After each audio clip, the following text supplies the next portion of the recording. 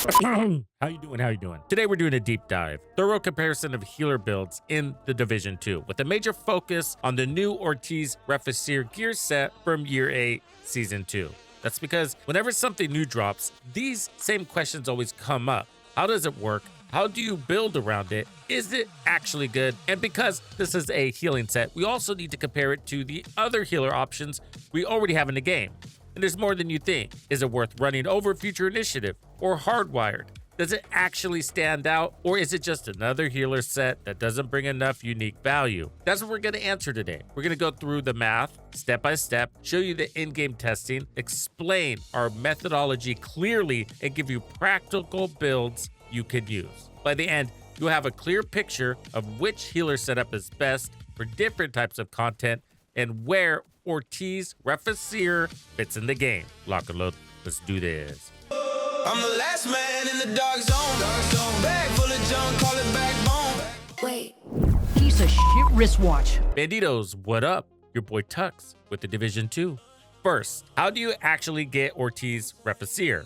It's currently on the Season 2 reward track and drops from season caches, so easy. You can also target it through targeted loot in activities like Countdown and Retaliation. So let's break down what the gear set actually does. The 2-piece bonus gives us 8% skill efficiency, genuinely useful for a healer because it improves multiple stats at once. You're going to get skill health, repair, duration, haste, and status effects. The most useful here will be that repair, duration, and haste. So the duration for healers is mostly beneficial for the cloud that comes out of the cam launcher. It'll last longer, which ends up being more heals. The 3-piece bonus gives us a flat 60% repair skills, which is a very strong number on its own, especially when you compare it to the other healer gear sets. But the real power and the biggest trade-off comes from the 4-piece bonus, called Ortiz Rapid Application Nanite Prototype. This talent reduces healing skill duration and range by 90%.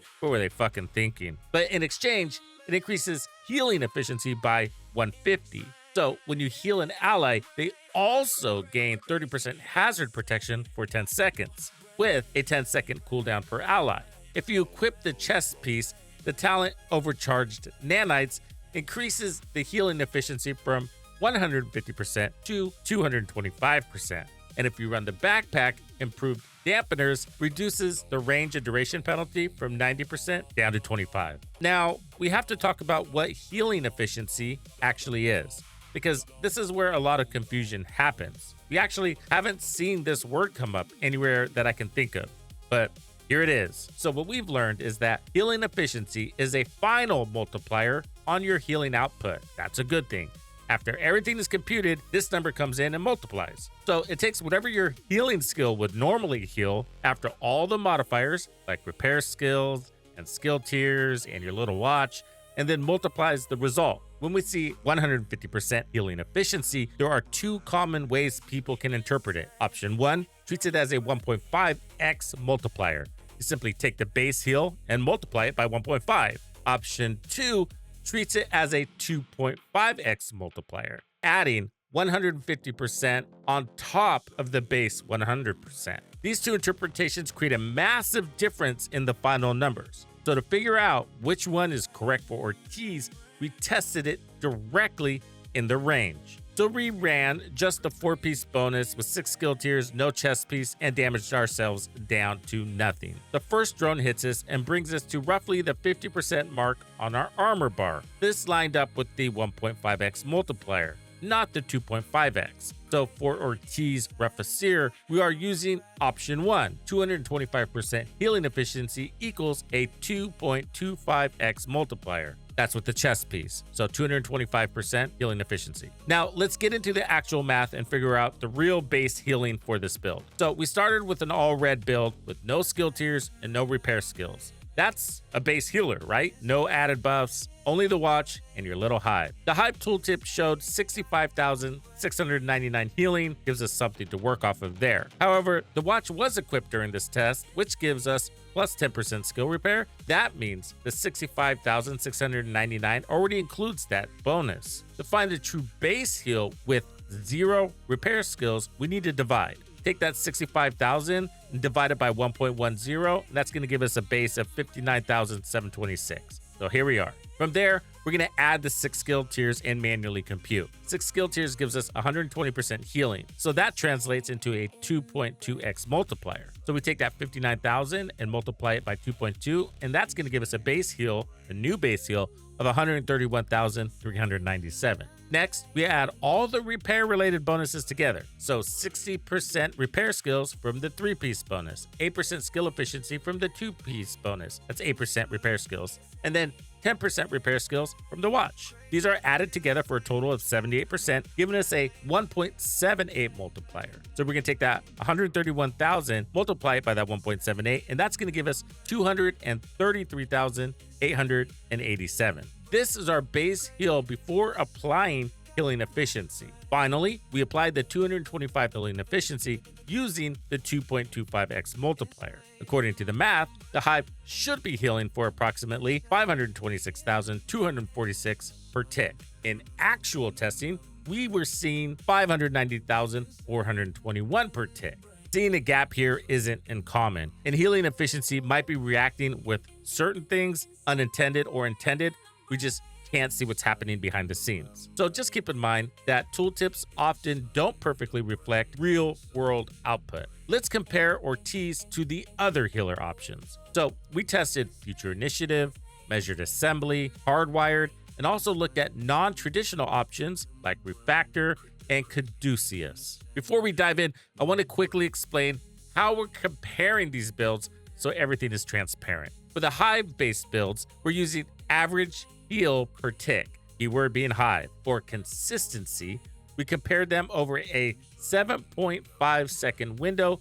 And a little background, we chose the 7.5 seconds mostly for Refactor because Refactor is working different than all of the other healer builds. It's heals per second, so there's just a time thing. The other ones we're doing on a per tick, or that little drone that flies from your Hive and into your body, that's a tick. Future Initiative, as an example, we bring in the Chem Launcher to help create a true comparison against Refactor. The Chem Launcher has a burst heal and a healing over time effect. On that build, it had a 7.5 seconds, so that's what set the timer. A few important notes on this table. So Future Initiative with just the Hive is the weakest of the traditional healer options. Measured Assembly and Hardwired both outperform base Future Initiative thanks to their bonuses. Okay, quick pause, because I know you guys are jumping out of your seat. So this is just about base heals right now. We're gonna get into those other goodies and how they impact which choice you're gonna make just in a little bit. So kick back for just a minute, we're gonna get there.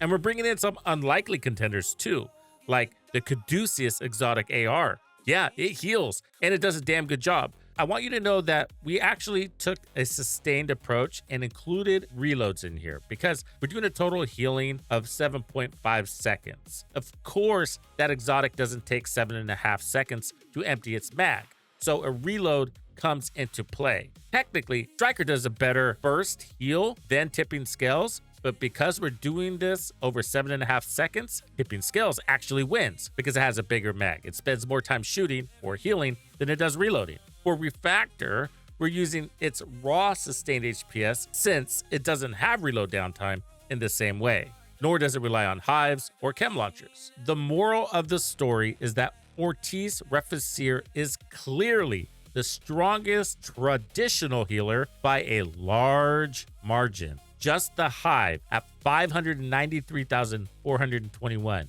Compare that to Future Initiative Hive only, that's 188,480. That's crazy. Raw numbers only tell part of the story, so let's not all get super excited because each set brings unique value beyond just healing, and that matters. Now for the real talk. This wouldn't be a Tux video without it. Even though Ortiz has the highest base heals among traditional healers, it doesn't automatically make it the best in every situation. There are only a few reasons why you want peak heals in the Division 2. The first one is because you have a really large team and you need to make sure you have sufficient heals for up to 8 players, like for raids. Another reason is maybe as a healer, your job specifically is to keep a tank like Foundry Bulwark alive indefinitely. And finally, the ultimate reason to be able to heal our DPS squad through damage. Let me pause here to just play out a simple example. So you would want, in theory, really strong heals so that you can hopefully heal faster than the damage you're taking. Now, this is possible in the Division 2, but extremely rare. So we're going to focus on the Hive here, and it's all about healing over time. So first, it's determined by the physical flight time of the individual micro drones that it launches towards you. The way this basically works is that the Hive first has to detect that you need healing, which it checks internally every 0.5 to 1 second. Once it detects missing armor, it launches a drone that has to physically travel from the Hive to your location. The travel time varies depending on how far away you are and how fast the drones are moving. Skill tiers increase drone speed, overcharge increases it even more, and your positioning relative to the Hive can create noticeable delays between healing pauses. Because of this, the Hive doesn't deliver healing in clean, predictable intervals. The timing can shift based on detection delays, drone travel distance, and how much armor you're missing at any given moment. This is why it's nearly impossible for a DPS build to stay out of cover, face the enemies, and expect the heals to keep them alive in difficult content, even heroic, legendary, and definitely escalation. This is extremely relevant to the concept of powerful heals. How much is enough? The quick answer I'm going to give you is it's not going to be enough. It's never going to be, overcharged or not, in the most difficult content we have, which is where healers are most relevant in the game. Nobody wants a healer in the easy shit. We take it to the tough stuff. Let's take legendary content, for example. As a DPS player running with a healer, it's easy to think that it's the healer that allows you to face take the chunga. What's actually allowing you to do it, believe it or not, is going to be your DPS. If you can apply enough damage to that enemy and then stagger him so that he can't even put damage out against you, or very little damage, then you will out DPS your target because you staggered him and prevented him from actually shooting or applying damage to you. So it will seem that the heals allowed you to face tank the enemy when really it was just your DPS and the stagger mechanic. And that is why in this game you'll hear a lot of players saying the best defense on a build is actually your offense. You should kill them before they kill you. And in this case, the most useful thing that the healer is doing is refreshing your armor to help with that chip damage that's happening along the way inevitably. So in escalation, most of us are playing in tier 5 and above. Averaging tier 6 is our go-to for farming. In escalation tier 6, the enemies are receiving 400% more damage output. They're also receiving 450% more health and armor. So if we just take one of these normie little red dudes, he's pushing from 2.8 million to 12.7 million. Now that's solo. From here, we need to scale it up to a 4-man group, and the scaler is 1.730. So now we're talking about a dude, a normie in a red shirt, running around with 22 million in armor. So if you're trying to face tank that dude, he's gonna obliterate you with 1 to 2 shots. In that moment of time, your Hive is still figuring out if you actually need heals. And by that time, you're dead or you're ducked back in cover, hopefully. Now, if there's more than one enemy applying damage to you, you're fucking toast. No matter how strong Ortiz is or Future Initiative, you're not going to be able to take damage and heal through it. It's all going to be reactionary. And in that case, the heals per second isn't super relevant because you're tucked back in your cozy cover anyways. We still want it to be quick, but we know that Future Initiative, which is the weakest healer on the table, is fast enough. So from there, the most dependent thing on the efficiency of healing is really to maintain the availability of heals. Because most builders are running the BTSU gloves, you only need your Hive to be up for 120 seconds because you're always going to want to take advantage of that BTSU perk that puts everybody, including yourself, on overcharge, which means you're going to deconstruct and break your Hive every 120 seconds. Now, that's not going to leave you healless. You now have a chem launcher that's an overcharge, and you can pepper the field with that and keep everybody alive until your Hive comes back, which only needs a couple of moments. And there's one special situation where you still need maximum heals as well as that Hive refresh combined, and that is raids or any content where you're supporting more than 4 players with one healer build. One of the biggest mistakes people make when choosing a healer build is picking it purely based on how much raw healing it puts out. That's not the best way to look at it. Look, this piece of advice is going to be the most important detail in this entire video. This is why you came. So instead of choosing a healer based on strongest heals, you should choose your healer based on the additional benefits and utility it brings to the specific content you're running. Every healer set offers something different, and those extra perks often matter more than who has the highest healing per tank. For example, if your team has a dedicated tank and the healer's main job is to keep that tank alive through heavy damage, then yes, you probably want the strongest heals per second possible. In that case, Ortiz is currently the best option we have. Its high healing efficiency lets it put out massive healing multipliers, which can be very effective at keeping a tank standing. However, it's worth remembering that Future Initiative has been successfully doing this job for years. Even though Ortiz has higher raw healing output on paper, Future Initiative has proven it can handle tank-focused healing very effectively in a lot of content. That said, Escalation might be a different story. Because of the extremely high enemy damage at higher tiers, having that extra healing efficiency from Ortiz could actually make a noticeable difference in how well you can keep a tank alive during intense moments. So the point is this: don't just look at which build heals the most. Look at what the content demands and what extra value each healer brings to the table. Sometimes the best healer isn't the one with biggest numbers. It's the one whose strengths line up with what your team actually needs in that content's situations. Refactor has excellent range because its healing is tied to your skill radius rather than a small circle around you. So you can heal the entire field if your skills are placed correctly. This makes it very reliable in pubs. The downside is that healing stops when your skills stop dealing damage, though cooldowns are usually short enough that uptime stays decent. Ortiz Reficere has the highest raw heals among traditional healers, but it has real drawbacks. The 90% range duration reduction, even reduced to 25% with the backpack, is absolutely painful. Sucks. I can't believe they do that. The 30% hazard protection it gives to allies is a major strength in status-heavy content, so that's its uniqueness. Hardwired doesn't have any major weaknesses or strengths, but on a pure healer build, you're not fully utilizing the feedback loop that makes the set shine elsewhere,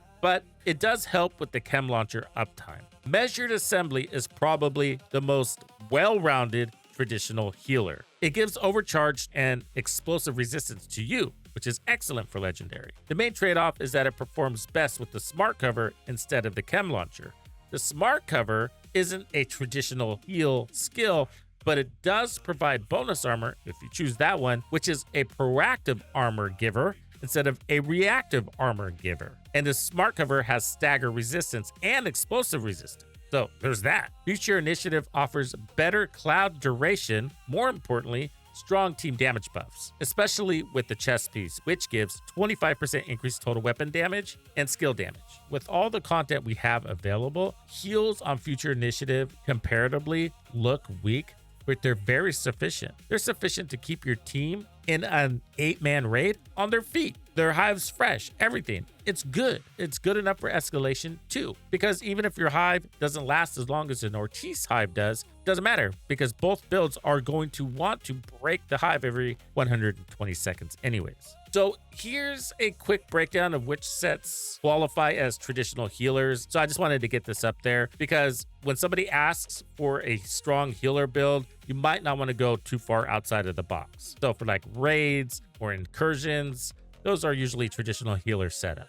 So the Refactor, no, not a traditional healer. So if you're trying to bring heals into a hunter fight, for example, and you want to use your Refactor build, bad idea, because the hunters can hack those skills and actually turn them against you. Probably not heal themselves though. There's that. Measured Assembly, partially. It is designed to be traditional healer, but it can't run both traditional heals. It's going to run the hive and it's going to do a damn good job doing that. Hardwired is a traditional healer, Future as well, and Ortiz falls into that category too. The Caduceus is definitely not a traditional healer. The build is based off of DPS, so it can't really run a hive or chem effectively. Speaking of the Caduceus, this kind of blows my mind a little bit. If we look at it only from a healing perspective, right? Future Initiative is giving a total healing of 2.1 million heals over 7.5 seconds. The Caduceus is doing 1.8, and it's not even using a healing skill.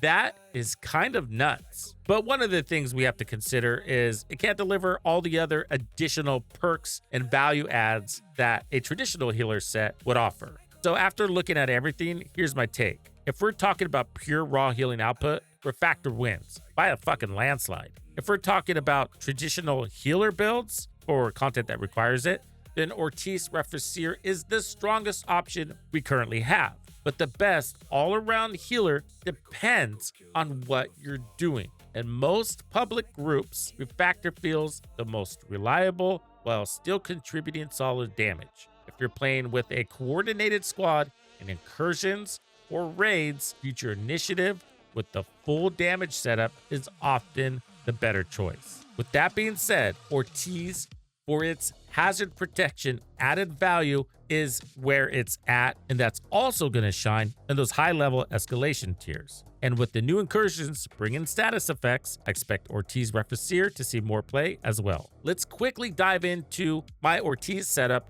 for escalation content. Okay, we're gonna go quickly through this build. I'm not gonna break down all the details of Ortiz because we did that at the beginning of this video. I've determined the backpack is basically best in slot. The range debuff is super horrible. You have to counter that. I've tried not doing it and it's just too much work and it's just very painful. So this is going to decrease the range reduction down to 25% from 90. So it's way better. But this is basically the formula. Every piece is going to have a skill tier and skill haste.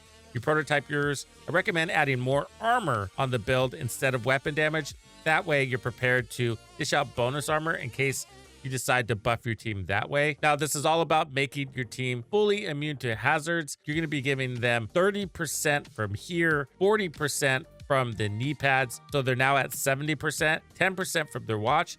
So they're now at 80%. That doesn't make them immune. Heals also have a passive buff to hazard protection and the modifiers. I definitely recommend running sand and stone. This is going to increase your hazard protection for you alone by 30%. So if your team is running that, they're going to be well over 100%. Either way, at a minimum, they're going to be at 80%. Now, the chest piece isn't required, and you're probably surprised that I'm running this because a lot of people have it stuck in their head that the chest piece for Ortiz is so strong that it's best in slot. But hopefully you paid attention to the video and you realized that in tough content, especially like escalation, strong heals are only going to take you so far. It's all about the added benefits that you're supplying in addition to the heals. But this is still a great chest. I'm not saying don't run it. I'm just saying that our heals are sufficiently strong for tier 6 escalation and above. This build is specifically designed for tier 7 and above. That's why it has the hazard protection built in. I'm running this specifically for perfect and pathetic resolve. This single chest piece almost gives us the entire benefit of what Future Initiative provides. If you run a Future Initiative build with the Future Initiative chest piece, you're going to get 25% increase to weapon and skill damage. This gives you 20%. It's almost there. So this one piece is basically Future Initiative. And we all know by now that Ortiz is stronger heals by 3x than Future Initiative, at least when you run the chest piece. It's not 3x stronger here, but it's so strong it allows us to run skill haste everywhere. If you're running Future Initiative, you're probably going to be running repair skills everywhere. And this way, we don't need to rely on the BTSU gloves. Now, if you're running content where hazard protection isn't important, then swap these out and put on the BTSU gloves, and now you're adding another value in addition to the hazard protection, weapon damage bonus. The Scorpio is providing a little bit of crowd control, but also providing an additional damage bonus to your allies. With this version, you want to run Technician and make sure you have the healing node selected inside the specialization tree, and we need that extra skill tier because we got these knee pads on here. Technician is also going to give you Faraday Field, which is really good in tier 7 and above. Party members within 5 meters of your deployed and undisrupted skills are immune to shock and disruption. For the Hive, this is going to blow your mind. I actually have healing over here naturally, but I'm running range here, 10% range. This is going to help fill in that gap so that we get a normal healing range that we're accustomed to, further dampening that debuff. Duration is doing the same thing here. I have heal and same thing, dampening the debuff with the radius here, but you can also run +1 ammo. Quick tip, If you want to further make your hive last longer, don't sit on a full stack of chems.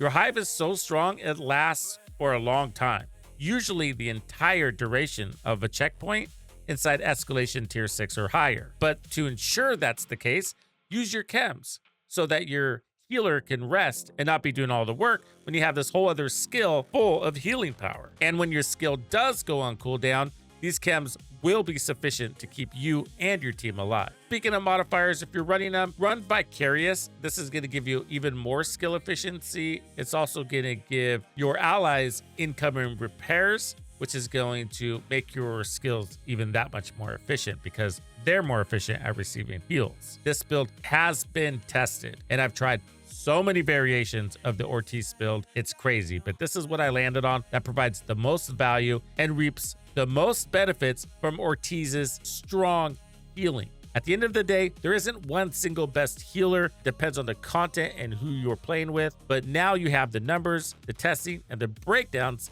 to make the right choice. Hey, thanks for hanging out with me. If this one landed right, do me a favor and drop a like and subscribe. Totally helps. And if you want to catch the next one when it drops, just flip on notifications. Big thanks to all the channel members and everyone supporting the channel. You guys are the reason this community keeps growing stronger every day. I'm so proud.